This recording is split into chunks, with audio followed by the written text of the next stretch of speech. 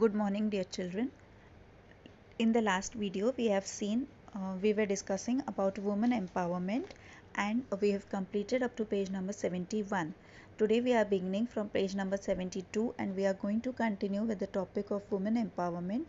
We have seen that in women empowerment, we have seen that the laws were made and the girls were given entitled for equal share. The women were entitled for equal share in their father's or husband's property, and we have also seen that acts were passed relating to domestic violence, dowry, against the dowry system, and there were also many other problems faced by the women were brought forth and were discussed, and necessary actions were taken against that. To continue the topic, we are continuing from page number 72. In our country, from the very beginning, women have inadequate representation in politics and political institutions. It means that the women in India were not having, since beginning, they were not having sufficient uh, representation. They were not able to represent sufficiently in the organizations which create, enforce and apply law, that those are the political institutions. Also, they were not having enough representation in the politics, like very less women were becoming leaders, political leaders. They were representing the nation, or very few of the women were into the judiciary system or the political institutions, like the organizations which are related to the creation, enforcement and application of the laws. Many countries in the world have made efforts to increase representation of women. From this perspective, changes are taking place in India as well.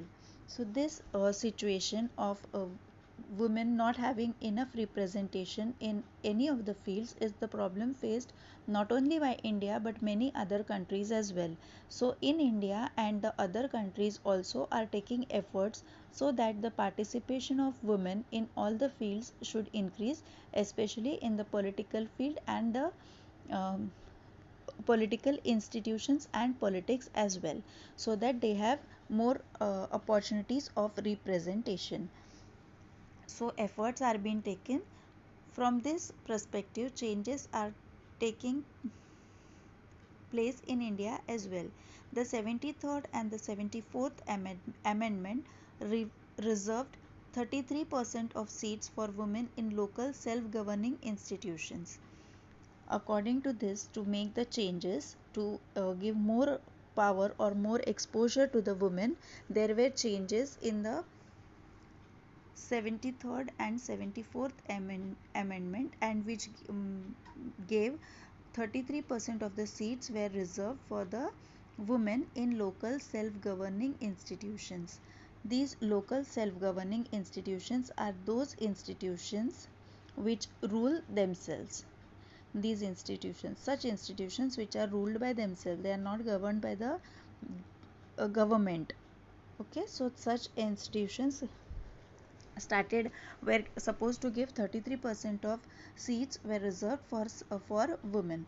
The percentage has been raised to 50% in several states including Maharashtra. Now few of the states felt that this 33% of reservation is not enough. They should still increase the reservation. So few states including Maharashtra, they raised this reservation to 50%. A national commission for women has been established. Similarly, commissions also exist at the state level. Uh, we have seen earlier also that for the election process, the um, there has to be a separate department sort of for that, because it's in itself it is a very big thing. Similarly, women all over the country were needed to be empowered, were needed to be taken care of, were needed to be uplifted.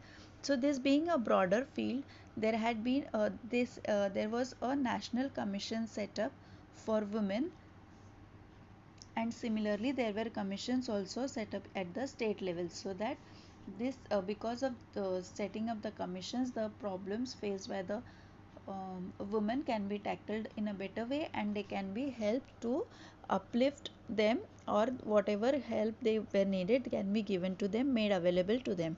Also, if there were any dominations or criticisms to women, or some ill treatment to the women, it would be dealt with more effectively. The Act for the Protection of Women Against Domestic Violence is an important step in the direction of democracy. We have seen that there was domestic violence, lots of domestic violence against women. So when this act was made for the provision of domestic violence against women, this was a great step in the direction of democracy as well. Why this was so very important, or why this was so effective? Because it is considered that a woman in the house is the person who directs or helps the growth of the family, entire family, the children. So she is considered to be a very important ingredient, or a very important person in the house. When she was not given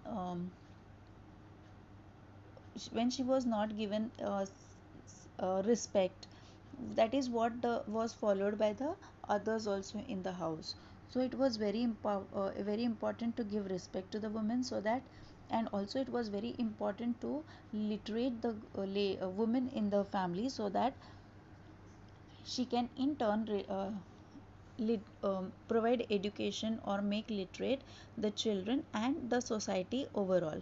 Also, because of women representation, many problems of the women were brought in front, and that is how it was possible to deal with more and more problems, so that they can be solved at different levels. So it was an important step in the direction of democracy. This act underlined the need to protect the dignity and self-esteem of the women. Because of this, because of so many acts and so many provisions and so many ways to uplift the woman, this was a dignity and self-esteem of the woman. This was to protect the dignity, the and self-esteem of the woman. This act rejected traditional forms of domination and authoritarianism, and expanded the scope of Indian democracy to make it inclusive in true sense. Now, because of this, what happened, that the traditional form, um, or the traditional belief that the society is male dominated society, the head of the family is the male, or the main important person of the family, the head of the family is a male. This traditional belief was this was stopped or rejected, and the domination or the authority or the power which was given by only to the men uh, was rejected, and therefore the importance was given to, the authority was given to the women also. The women were given importance, and they were not dominated by the male or by the society, because our society was believed rather to be a male dominated society. And then in India we have a democratic form of inclusive form of democracy. Inclusive is to include everyone. So when even women were given chance, this was the Indian democracy, inclusive type of Indian democracy in a very true sense, because now it started including the women also. Now this is a chart or other table wherein the representation of women in Lok Sabha is given. You can just go through the table, and then related to this we have questions. Read the chart and answer the following questions.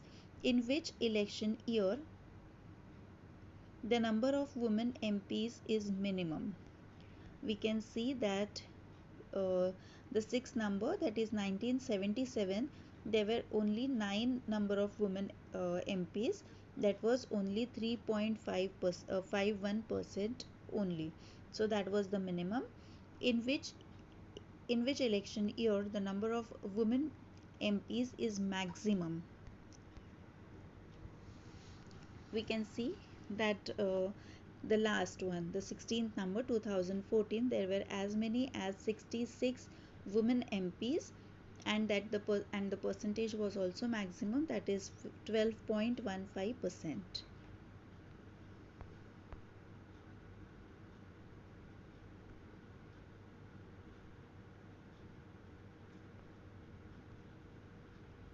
Okay, prepare a pie chart or bar chart with the help of the information given in the chart of the women MPs in the Lok Sabha elections, that is from 1951 to 2014. I personally feel that the bar chart will be easier rather than the pie chart. So you can do this in your notebook and you can draw a bar diagram or a bar chart showing the participation of women in different years, that is from 1951 to 2014. Also you have to think, you don't have to write the answer anywhere, but you have to think the visibility to women is very low in public life.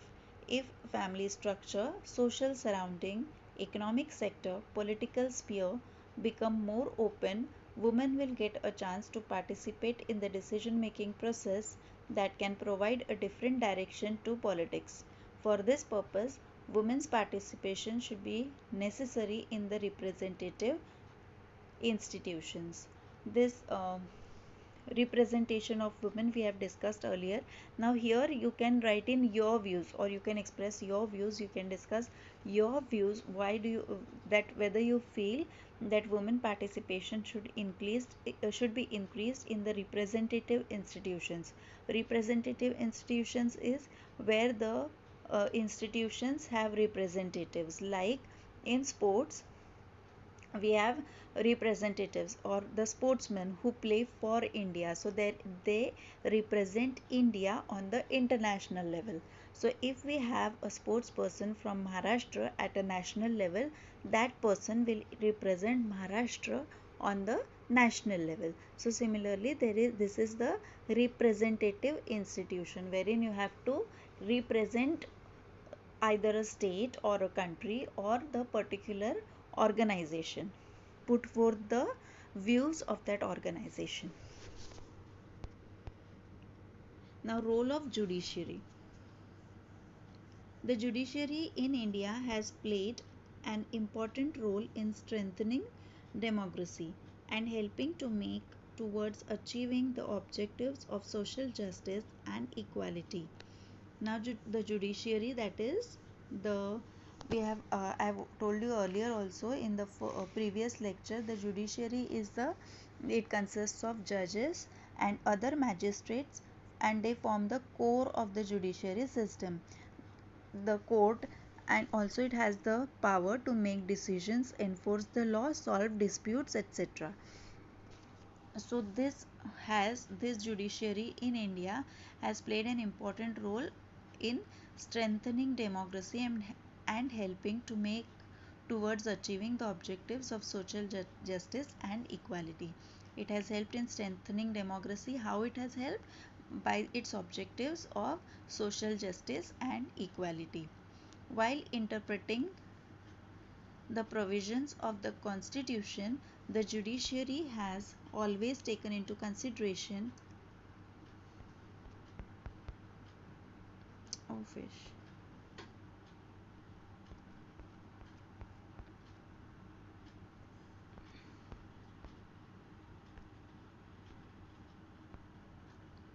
The judiciary has always taken into consideration fundamental objectives of the institution and also the intentions of the constitution makers. We will try to understand the contribution of the judiciary in this regard with the help of the following points. Now we have seen that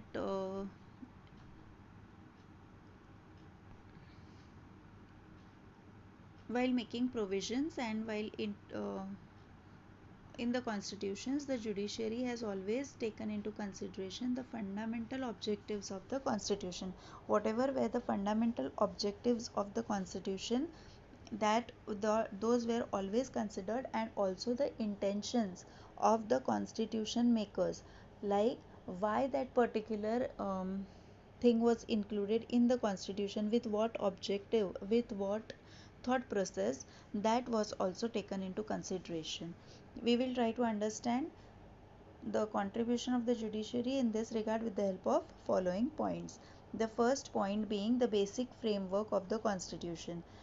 The basic framework, like in the last video also, while telling you about the directive principles, I told you that we have the school library, diary or calendar, wherein you are given the directions only, nothing in detail is given. Similarly, this is an constitutional framework. Framework is like a human body, the framework is the skeleton, it gives the support. But is it everything? No, but it is one of the things which, one of the most important things which gives shape or the outview or outlook or the structure, the outline, you can say. So this constitution is also a framework.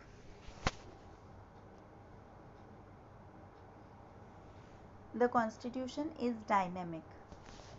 Dynamic means it keeps on changing continuously. The constitution does not change exactly, but it has provisions to make changes. Why? Because it is a living document. The constitution has to change according to changing conditions, and the parliament has a power to make those changes. Now, the things when this constitution was formulated, the uh, situations, the circumstances were very different, and now when we are in 2020, the situation and circumstances are quite different, or so many things have changed. So in the constitution also, we keeping the basic things same, we can have some alterations, some changes, some additions, or some reductions. So it is called as a living document, or it is called as dynamic, because we can make changes in the constitution as per the changing situation, but the basic should be kept the same. And who can make these changes? The parliament can make these changes.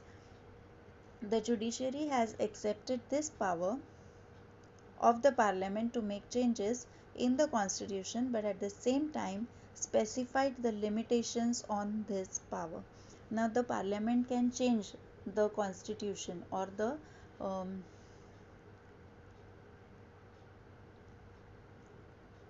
change a few things in the constitution, but then when this parliament has the right, or when the parliament makes the changes, they cannot make the changes to any extent. They have some limitations, they have some limits um, which are specified, which are already given, that beyond a certain limit they cannot make the changes in the constitution. The judiciary has taken a stand that the parliament, while amending a constitution, cannot alter the basic structure of the constitution. The judiciary has made it very clear that whenever the changes are made in the constitution, there can be slight changes depending upon the situation or depending upon the need of that hour, but then there cannot be a permanent change, or the basic constitution itself cannot be destroyed or changed completely. Like if in the constitution it was mentioned that there should be special reservations given to the minorities, to the scheduled caste, scheduled tribe peoples, and the women. So we cannot just cancel it, that no, the reservations will not be given to these people, instead it will be given to that people. It cannot be done. Yes, depending upon the intensity or depending upon the requirement, the percentage can be reduced or increased, but the reservations has to be there, or the things which are mentioned in the constitution has to be there. They cannot be removed completely. Only the percentage or the intensity can be reduced or increased.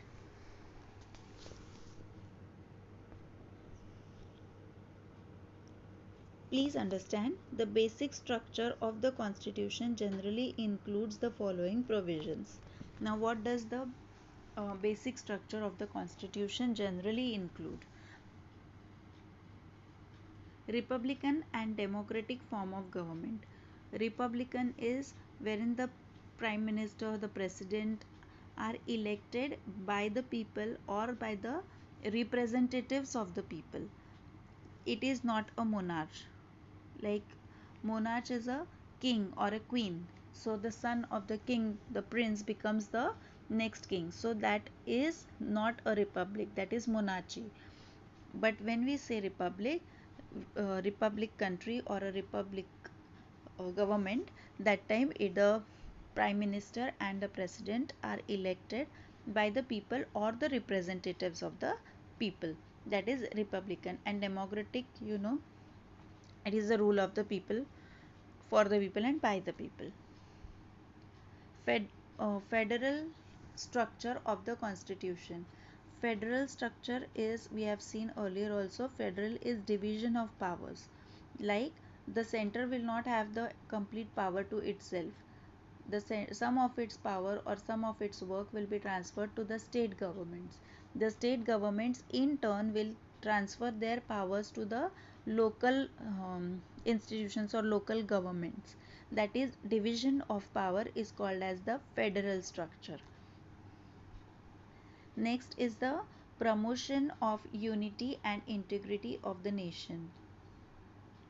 The nation, it is the main objective of the constitution, and it includes the basic structure of the constitution includes that the country should be united and integrated. Integrated is undivided. It should not be divided, it should always be united. uh, Unity of the nation. Sovereignty of the nation. Sovereignty is supreme power or authority without any interference of from outside. Like whatever problems are faced should be solved, or whatever decisions are taken should be taken by the supreme powers. Like in our democracy, we have the prime minister, the president, and the other parliament and the other ministers which rule the country. So they have the authority or they have the supreme power, and there can be no interference from an outsider. Okay, that is sovereignty of the nation.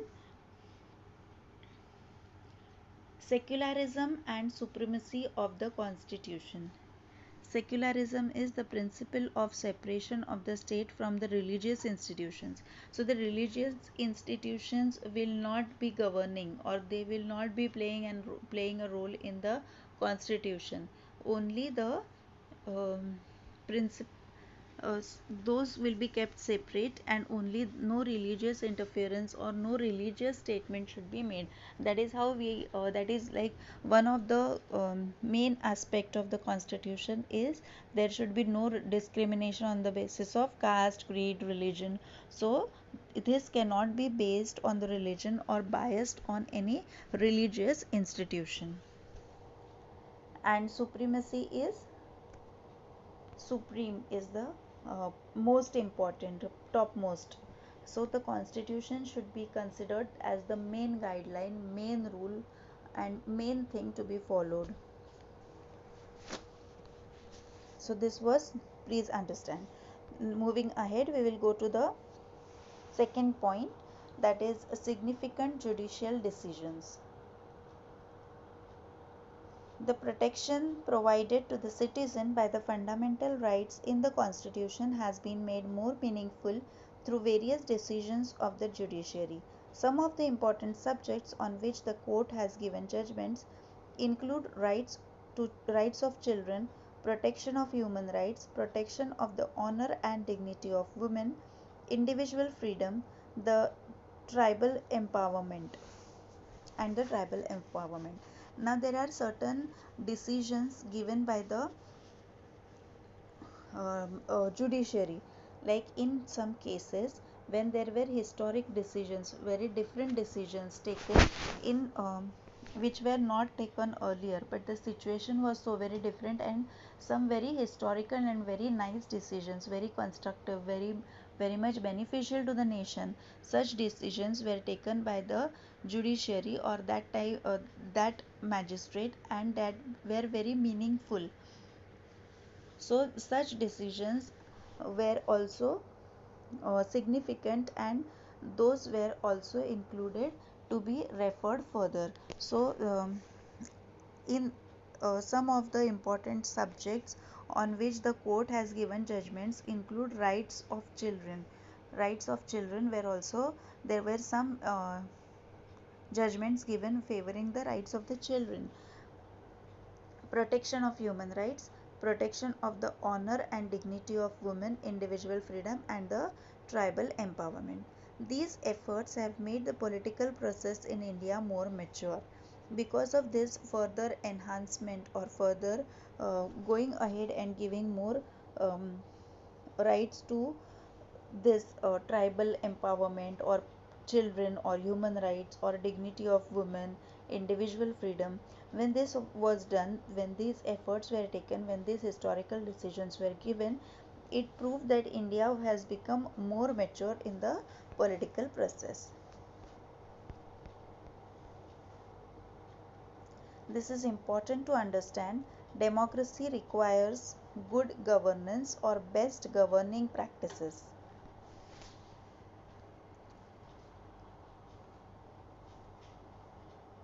Following are the features of good governance. Why should be done sorry What should be done to bring good governance in democracy?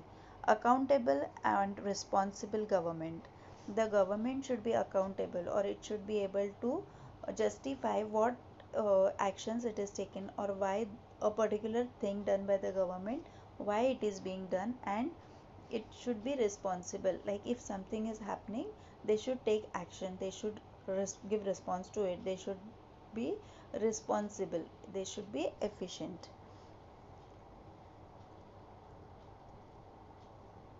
Active and efficient government. Effective and efficient government. Now the whatever the time requires, those effective changes in the society should be done by the government, and it should be done efficiently. That is working in a well organized and competent way. The government should be working in a well organized and a competent way. Responsive government. There should be responses. Like if something is happening and still the government is not taking any steps, it's not working in that direction, then it is wrong. It should give its responses. Transparency in working of the government.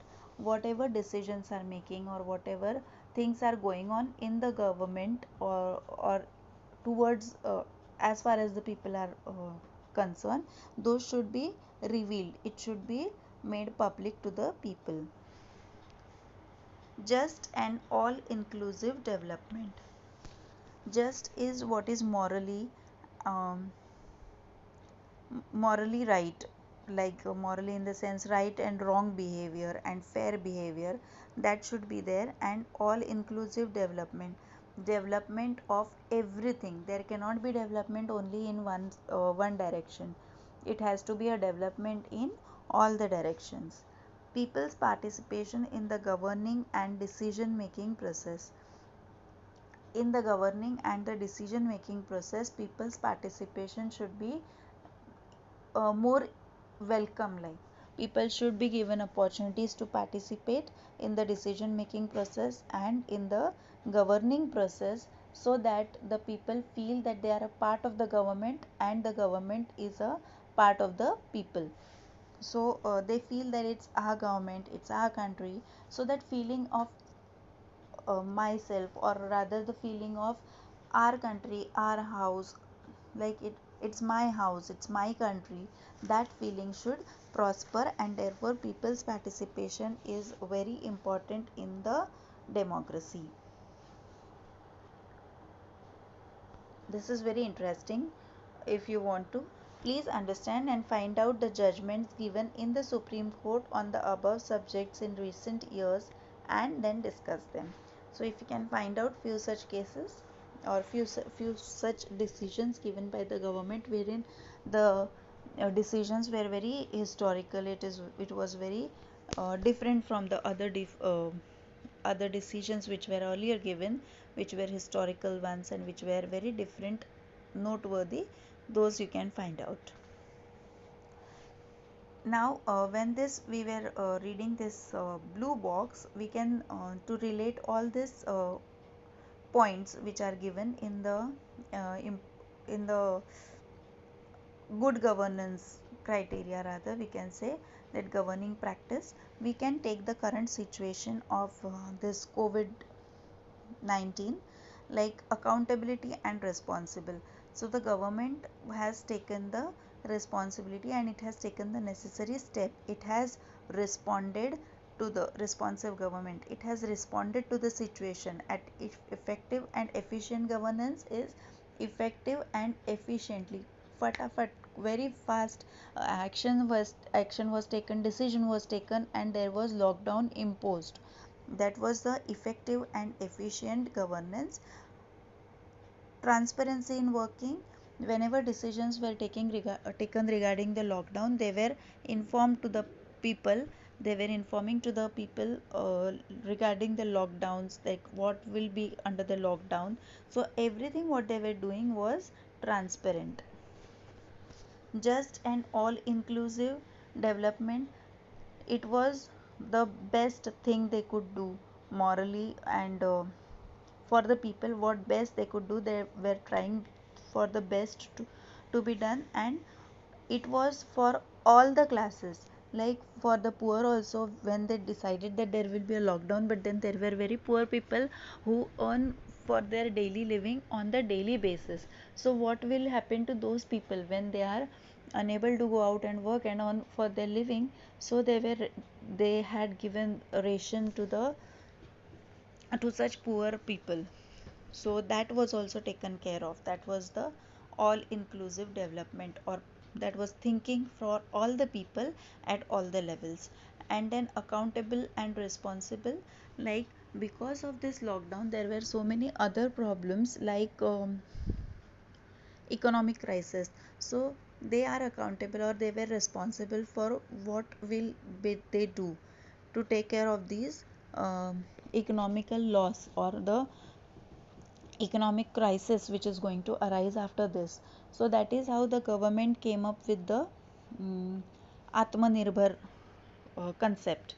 So there are so many responses, so many transparencies you can see in the government, working of the government. So this example explains of each and every point included in this blue box. I hope this is quite clear to you now. And moving further, in this chapter we took a review of the constitution and the working of the government on the basis of the constitution in the context of Indian democracy. There are many challenges before India's democracy.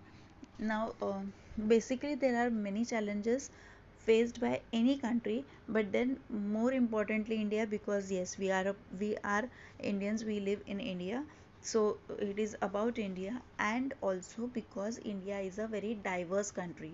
No other country you will find this diverse, wherein people of so many different religions, so many different castes, so many different creeds living together.